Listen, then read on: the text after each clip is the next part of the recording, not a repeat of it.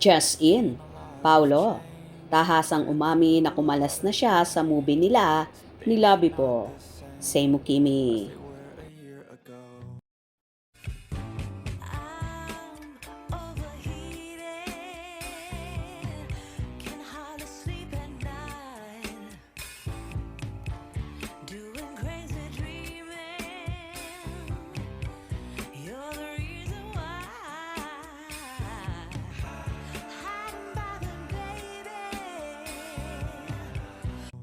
May pagtutuwid na post si Paulo Avellino sa X, dating Twitter.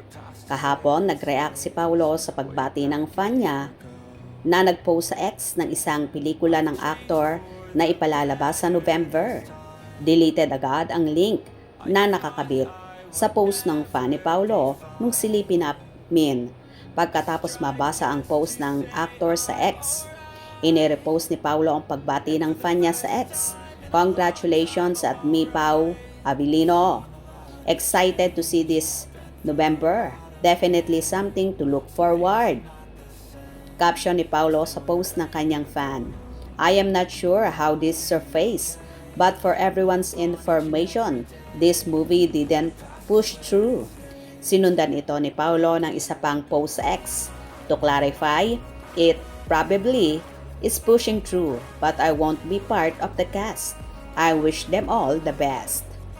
Sa thread ng post ni Paulo ay napag-alaman namin na ang naburang link ay teaser pala ng historical movie na Lakambini na isa rin sa mga bida si Labi Po, kasama si Paulo sa teaser ng movie.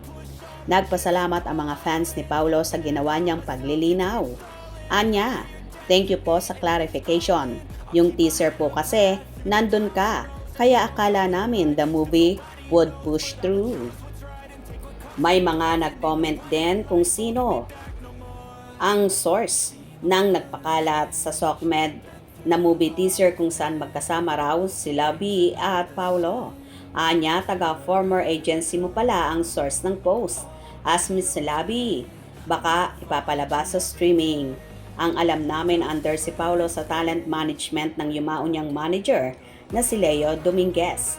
Pero kahit pumanaw na si Leo, ang chika ay ipagpapatuloy pa rin ito ng ibang tauhan niya sa LVD Talent Management.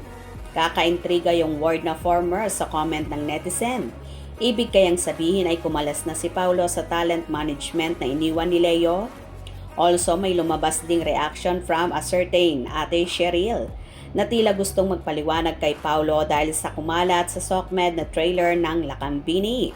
Bahayag nito, we sincerely apologize for the confusion caused by our recent post regarding the movie Lakambini starring Paulo Avellino.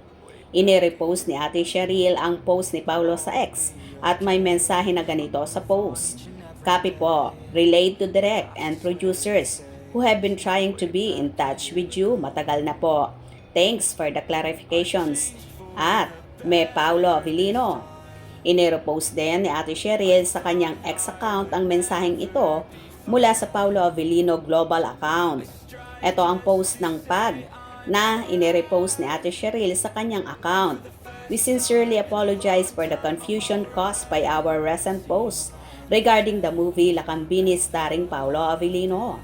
While Lakambini have been postponed years ago, a recent post from the film's official Facebook page suggested that the project would finally push through. Based on that update, we shared the information with excitement. However, Paulo has since clarified that while the movie might still push through, he will no longer be part of the cast. We acknowledge that further clarification and strict counter-checking should have been done prior to posting. We take full responsibility for the oversight and will be more careful in verifying updates moving forward.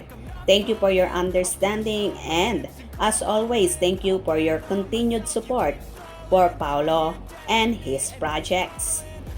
Kinastigo rin ng ibang mga fans ni Paulo ang pakalat ng teaser ng Lakambini. Pahayag nila, you should have waited for Pau to post first bago magbida-bida and to think your Pau fan group fact check first.